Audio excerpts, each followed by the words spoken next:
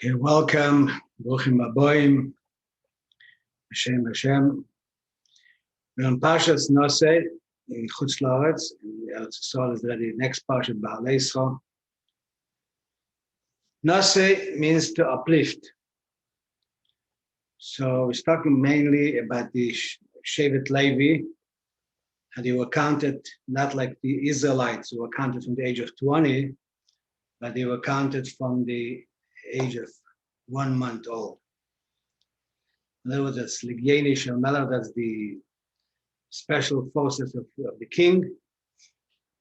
So they deserve to be counted from age of 30 days, once they became living being. The warrior of 30 days is over, so then we're counting them. And it gives very details what every one of them have to do exactly. Like in general, the Aveda of the Mishkan and the Beis Hamikdash is going to detail of details. And many of the things, if you don't do exactly like it says, God forbid, it could be the opposite of life. So we talk about one had to lift up the head of the Levites. And then the same thing is saying that if Chaz v'Shalom, one thing is wrong, depends what, but could be a smallest thing, and that could cause the opposite of life. Then we have a whole story of the woman, the Saita, woman that she's, it looked like she misbehaved, we don't know exactly what happened.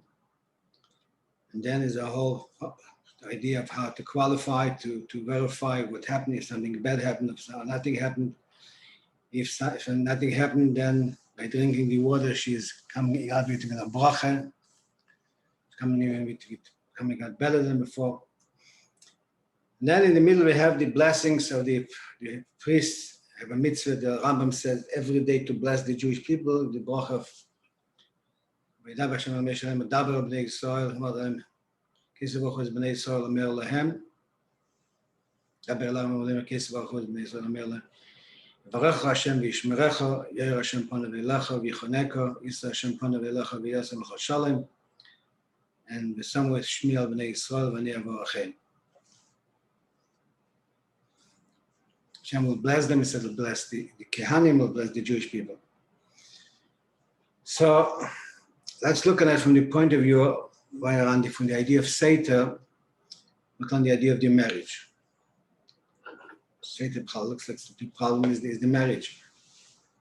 As we mentioned, I think before, that marriage is one of the biggest problems in the world.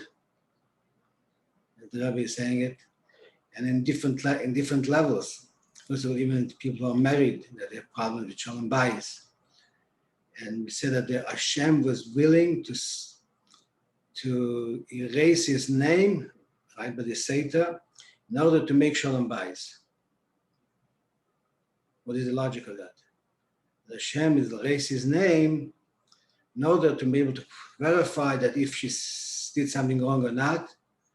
Right? And then there should be, if not, then she could go back to the destruction. We couldn't find a way without erasing Hashem's name. Just learned in the 10 Commandments to erase Hashem's names is a terrible thing. So why couldn't Hashem find a different way to erase the Parsha without Hashem's name? But to show what Lomeli was saying, to look how important it is for Hashem, that should be Shalom Bayis, that he's willing to erase his name to make Shalom Bayis. That we write the whole portion about this, about the story of the Seder on a parchment, and then we erase it in the water, and then she has to drink it. Why does it have to be that way? And why is it so important, Shalom Bayis? So, well, I'm not saying it's not important. It's very important, but to such an important way that it's worth it to erase Hashem's name. And why do we have to erase Hashem's name? We could do it without, as I said, without erasing Hashem's name. So let's talk about the idea of Shalom Bayis. What is the problem? Why? If we say it in different words, so that the second Beis Hamikdash, the first Beis Hamikdash was destroyed because idol worshipping, and immorality, and murder, but for 70 years galus. The second Beis Hamikdash was because of sinas chinam, causeless hate. And they said, and the Rabbi saying that mainly the idea of shalom bayis. That's where we see we have so much problem today in shalom bayis. So what causes the problem of shalom bayis, let's say, and how could we overcome it? Let's see if it's obviously it's not easy. To a point, if you could say that the secular world today doesn't believe in marriage so much. So the problem, get divorced. That's a simple solution. And that the idea of that marriage is a holy institution, and it's worth to sacrifice. And not only first with the sacrifice, sometimes not for sure not to hurry into divorce, but the sacrifice in a way that you could make shalom bayis. So the question, if there is a problem between the people, the couple, what is the reason of the problem, of the shalom bayis problem, and how could we fix it? Saying, great, marriage is a very holy institution. Ask it, that's accepted. But how are we going to fix it? So I think what seems to me that the main problem of the shalom bayis is ego. A person his ego is threatened. His yeshus, his ego is threatened, and so you have. Therefore, that's the problem of shalom bayis. In other words, normally what's happening, I would say, I mean, officially they're in love, but they get married. When they get married, that the person says something, and the other person interprets it that's offensive to him. So therefore, I heard a good story that somebody said people were getting divorced or got divorced. So the rabbi asked the man, when did this problem start? You got married, you were in love. So yes. So what happened? A year later, they were on a trip, obviously a trip, but they were in a big trip. And he went into a shop, they were shopping and sightseeing and enjoying himself. So he went into a shop and he saw a nice camera that he wanted. He wanted to take it. So his wife takes the camera out of his hand. She says, you don't need it. We spent already enough money. So that felt like that was the cut, like he felt that what started the core of the idea. In other words, he felt it unrespectful, and he felt that and from that went it on. Every little things made it. And did she mean it that way? No, she really felt that we spent enough money. She didn't mean to put him down. But he felt them being put down, and from that on it went. As silly as that, and even sometimes even sillier, the idea is not what it is the problem is.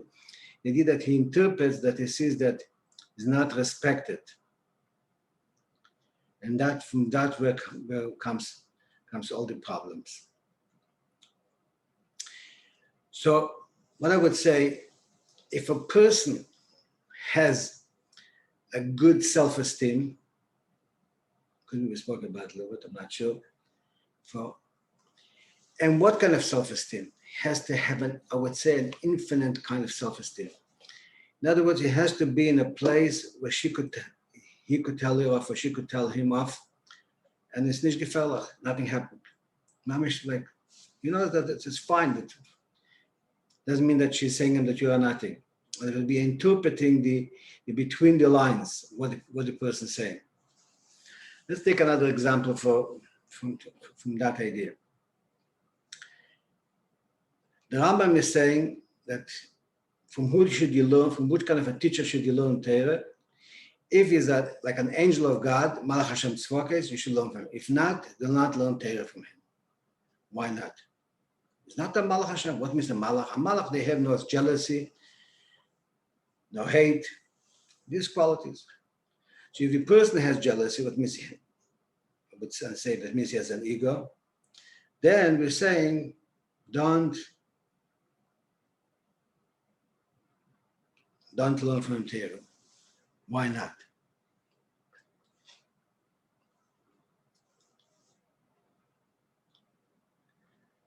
So I would say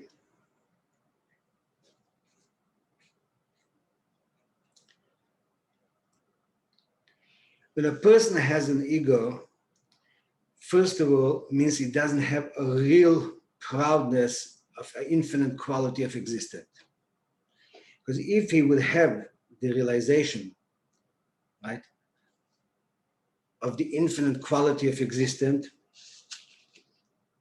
then we wouldn't have an ego. When a person has an ego, then everything is around that ego, to build up his ego, to build his ego. What means even when he's speaking of humility, really, it's an egoistic humility. As I think we like to say, what we call humility normally is sophisticated arrogance. When a person is arrogant in a sophisticated way that looks humble, that we call humility. But really, it's more just a very sophisticated ego. When there is an ego, it's a false existence, for sure a weak existence, if the ego is based on material things or superficial things. Then, therefore, so everything the person does, what looks egocentric, what looks selfish, and what things look humble, is completely selfish, and therefore, in essence, it's negative. I would say, the example we could give is, it says that, the Rambam says that if a Pikeres, somebody doesn't believe in God, he doesn't believe in Torah, and he writes a Sefer Torah, we have to burn the Sefer Torah, not only bury it. If a Goy writes it, we bury it. If a Jew that doesn't believe in God, doesn't believe in Torah, we have to. Why? Because every word, everything 100%, every word, the energy around it, what it's really saying is the opposite of the unity of Hashem. In other words, you have it. Moshe Rabbeinu said, "B'nasati is the besot, I'll give you blessing that your crop will grow, the grass, the food will grow properly. Said, I will give you," saying that what means he will give? He's not the giver. The Rabbi says him. He was so humble that he was completely a messenger of the Rabbi. He was talking in the name of Hashem. That when he's talking, Hashem is talking. So we find somebody, a tzaddik, a Moshe Rabbeinu, is humble. He's selfless completely. Whatever he does, whatever he says, even the most things that look and sound and it's really it's clear that it's selfishness, it's completely humble, completely selfless. And somebody who is egocentric, has an ego, whatever he will say and do, even humble, that is selfishness, and therefore it's dangerous. Why is it dangerous? Because what he's giving over the student, that existence is dependent on very shallow things. And therefore, not only he's not teaching them anything, it's actually endangering. He's giving them the message that shallow things, physical things, material things, external things are real existent. And what he has to give them is really the appreciation that really only godliness is the real thing. And therefore, that it is, I would say it's dangerous. Therefore, he said you're not allowed to learn from him.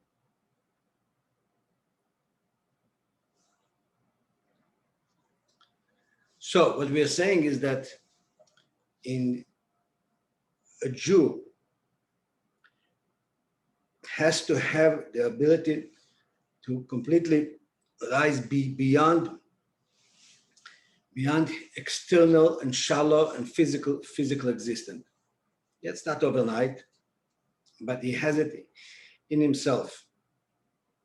It means to serve God lishmo, for the sake of serving the Eibishter that he wants to be. Especially by a Jew, because he has that quality Let me take it, like, for example, in another thing. You're telling a person, you see a person is done. Comes, tells you what is this problem. So you tell him, yes, I hear you. You're right. You have problems. But why looking at the half empty cup? Look on the half a full cup. You have a house. You're married. You have a job. You're relatively healthy. Whatever. Find things that happen. And therefore, so to look on the half a cup that's full. Why are you looking at the half a cup that's empty? What you're missing? That's true. That's a good idea. But in a deeper level, I would say that and you said to a point, it said that you have to thank the Eibishter on every breath you're taking, every second of your life. You have to thank the Eibishter. Why should you thank the Eibishter every second? Sometimes a person has in his life that it is very painful. He doesn't feel like what he should. So the explanation is because when he realizes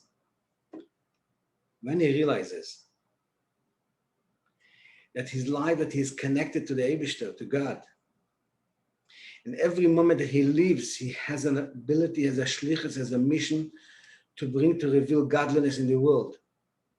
So in other words, every aspect of his existence is an infinite quality of existence. And I would say that's why the Parsha brings the Levim, or the job that they had to do. And they counted, and every detail is absolutely important. Because in other words, a person has to be able to bring in that his life has an absolutely, he's bringing godliness into the world, an infinite quality of life. And therefore, you have to think the Eibishter of every breath. And doesn't make a difference if that second is a pleasurable moment, or maybe even a painful moment. Even when it's a painful moment, he has to know that his quality of life, the value of his life, is an infinite quality. And therefore, he should be b'simcha. As the Gemara is saying that the person has to bless the Eibishter, and these things look negative, just like he's with joy and good heart, just like on positive things. So what we're saying is that not half a cup is full and half a cup is empty, the whole cup is full. Half a cup is full, you're more revealed good. But even that, don't latch onto the physical goodness of that, because if you latch on the physical goodness, then you're very fragile. And if you lose that, you lose everything. You have to see there's an infinite quality of that. And therefore, even the half a cup that is empty, that's missing the physical goodness and revealed goodness, but it has the infinite quality. So at every breath that a Jew takes, he's bringing godliness into the world. And the idea is that we learn it from the Levim, he has to reveal it, right? He has to reveal it in his life. As we're saying, everything a person does, he has to know he's doing it for the sake of heaven. On even further high level, in all your ways, you should serve the Eibishter. So the uniqueness of the Jew, the specialty of the Jew, that he's beyond limited existence. In other words, not only is beyond negative existence, or even physical existence, when you have a spiritual existence, but that's also that you have to nullify your physical existence, negative existence, into have a godly existence. But even in that, it could go higher. Right? Hashem wants you to do the mitzvahs. That's why you're doing it. Not even because you want to gain any kind of spiritual existence. And therefore, we're saying that when a person is able to reveal in himself that he's doing what Hashem wants, and his existence doesn't come in the equation, never mind it's not negative selfishness or shallow selfishness, even very deep selfishness and very high and spiritual and godly selfishness. That has to go higher than that. Because the idea of as long as you're fragile, limited existence, we'll call that a revelation of God, That's not the absolute connection to the Eibishter. And I think the Rabbi is saying that our generation is the generation where we have to do what Hashem wants. And I'll take it to the idea that in our generation, it's possible for a person to serve the Eibishter just because Hashem said so. As it says in this forum, that for a Jew today to do something good could be in the level of tzaddikim in previous generation, even though he's infinitely lower than them. But because we are in a lower generation, lower souls and more darkness, so the doing it expresses a selflessness to the Eibishter like was never before.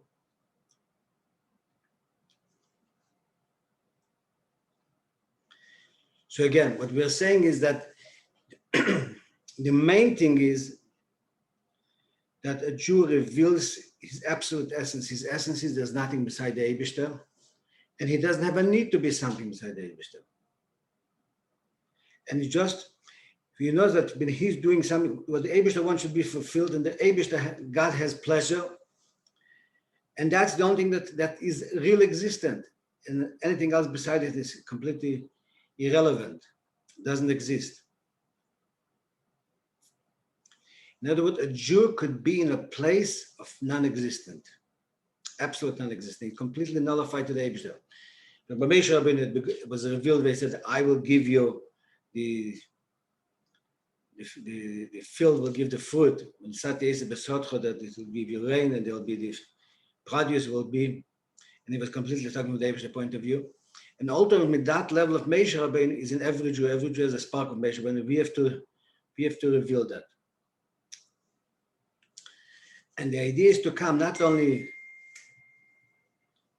that we should have it, even when a person has everything good, not when he has nothing.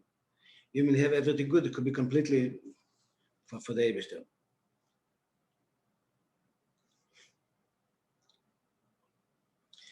And that is what we want. What the Rabbi said, lift up the Jew. Who is lifting up the Jew?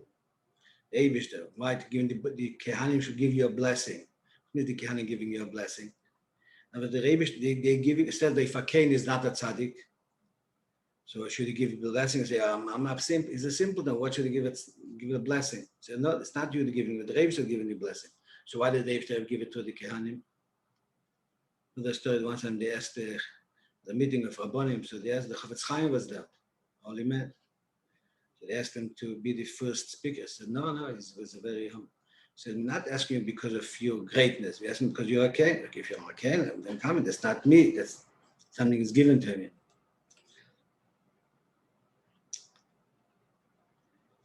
So the Jew has the idea that he's completely one with the Eibishter. Therefore, in a certain way, we're saying, Atem Ma'at, you are the smallest nation. In the deeper level, Atem Ma'at, you are the smallest, that you don't exist. A Jew has the ability, the idea of that he's completely one with the Eibishter. So the question, if a Jew is one with the Eibishter, completely one, and is nothing, there's really nothing. It's a positive nothing. So why is it so terrible if you're doing something wrong? We'll take it a step further. There's an interesting, in Tanya, the Alter Rebbe is saying in the first chapter, is saying that a Beinoni, what means the average, could reach the idea of that he never sinned and will never sin. Even at the sin of Bittul Torah, even so the Gemara says of Bittul Torah, which means a person is missing, that is not learning 100% of his ability, and everybody are failing it. So the Alter Rebbe said, but Beinoni, no, he could come to a place where it doesn't have even Bittul Torah, because if he has the Vatul Torah, if he's not learning 1 second that he could have learned, it's called a Roshet. So the question is, a person learns the first chapter of Tanya. So what are we telling him? Listen, if you're going to do one Avera, even not rebuking somebody else, even for sure if Bittul Torah, if not learning for 1 second, it's like he's cutting the Sham off from the Eibishter. And then you're telling him that the Eibishter created him in such a way that he cannot that everybody are failing in that. How are you going to reconcile that? You're saying that you created him in a way. So first of all, if a person could afford, the Rebbe made us in a way that we are bittul teira, but on that said that he cuts himself off from the Eibishter. What means cuts him off from the Eibishter? He's one with the Eibishter. So I would say that means that he could afford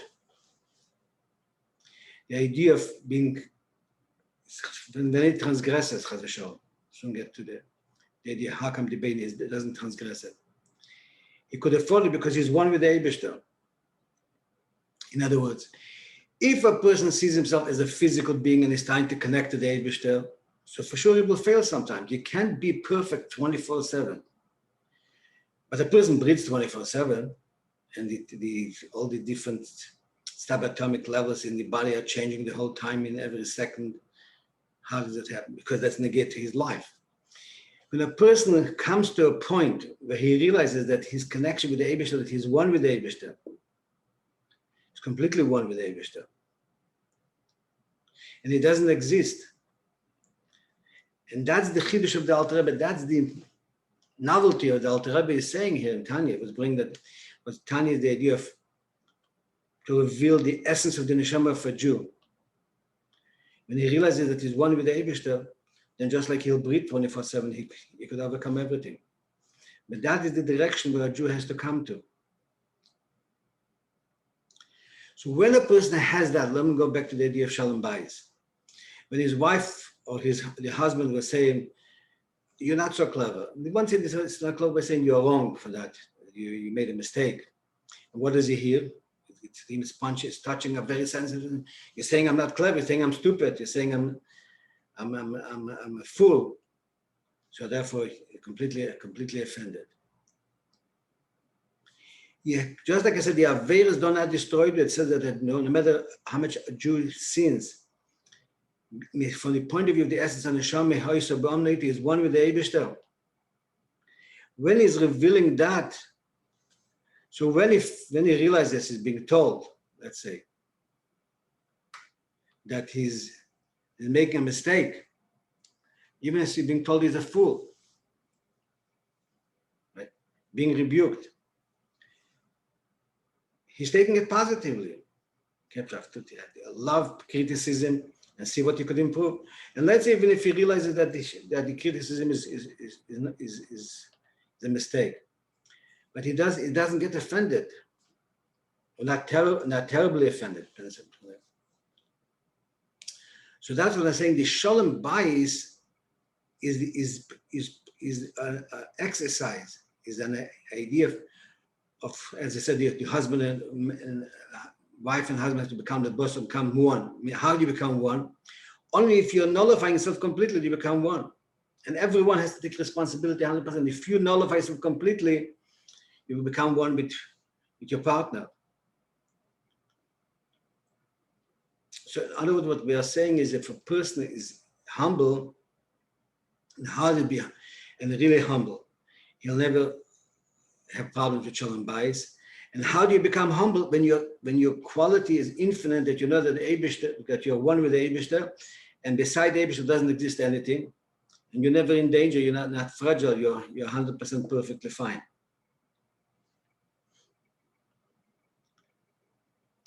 And that's why the Beis Hamikdash was destroyed because of Sinas Chinam, because Sinas Chinam means there was the ego. Ego is idol worshiping. Ego means separate from the Eibishter. So the Sheikh and Itam B'Seich God dwells with the Jew even in their impurity. But if somebody is egocentric, I cannot dwell together with him. Why? Because if a person separates himself from the Eibishter, from his consciousness, God is not there. Therefore, there's a problem with the marriage. And that's why Hashem is saying, erase my name. Not only erasing the name.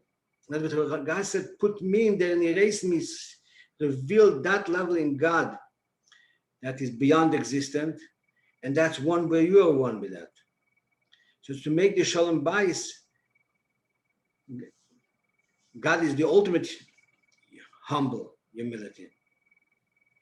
That's when there's no false existence, no limited existence, there's no external existence, there's no shallow existence. Existence is an infinite kind of quality of existence, but all these false qualities of existence don't exist b'chlal.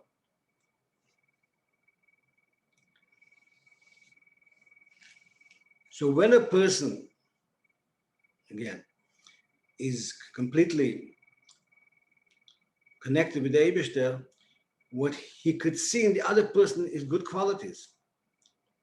He doesn't have a need to put down the person in his mind, to put him down. And he could see the good things by the person and find the excuses for the other person why he's doing it. Doesn't have to put him down. And therefore, we've seen that the studying of the Aveda of the Kehanim, the Beis Hamikdash, and the Mishkan, the Tabernacle, and I'm doing is details and details of details, and very minor, and other opposite. If somebody does one mistake in some things, the opposite of life. If you're not connecting with the Eibishter, with God, if you're not connecting with God in every detail of your life, of every breath, if you feel that your life is completely an idea, I'm created to serve God. That's what I was created for. In a deeper level, I'm not created for anything else, only for serving God.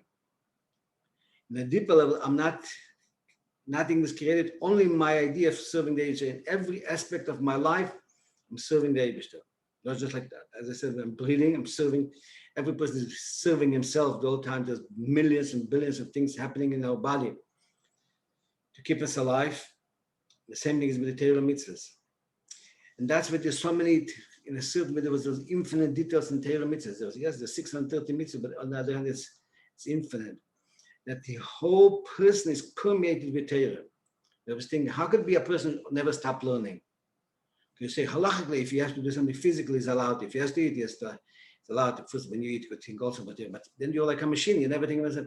No. There's a depth in Torah that with him, that he's completely one with the Eibishter, and I would say he sees in everything. The Eibishter looked in Torah and created the world. So a person at such a level, when he's in the world, he feels the Eibishter in everything. Completely one with the Eibishter. And therefore, in every detail, and that's what going back we're saying is that the writing of a Sefer Torah, if to learn Torah from a teacher, if he's not an angel, if he's not seeing nullified completely with Abraham, then he has an ego, and then what he's telling you is to build up your ego. So that's what forbiddenness could be poison. If you're on the way of going up, it says, yes, you start Shalei Lishma to come to Lishma. Come to learn it for say, external reasons, but you have to go to the Teich Shalei Lishma, the deeper, the insight of Lei Lishma, of not doing it for the right reason, is the Lishma, is the nullification. So you have to hold on to that deeper level right away from the beginning.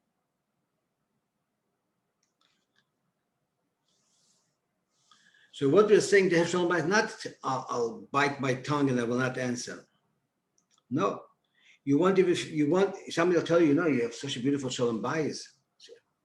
You want to listen, what's the problem? But look, she told you something, she told you stuck nonsense. You don't hear it. There's a story about that a friend of the Alter Rebbe came to visit him. So the window was open. So the Chassidim was standing behind the window hiding and wanted to hear what they're talking about. So one of the things that Alter Rebbe told his friend, that he has a Chassid who reached very high levels. And he mentioned him by name. And this Chassid was lying there between the Chassidim. So they were knocking him, like hinting, said, look, he's talking about you. I mean, they couldn't speak because they didn't want to be heard. But later they asked him, do you hear what the Alter Rebbe said? I said, no, you didn't hear. He said, how come you didn't hear? I said, I train myself, whatever I don't have to hear, I don't hear. But I'm not going to hear. Now you could hear it and you could see it as a compliment. When you have no fear for your existence, you're not fragile.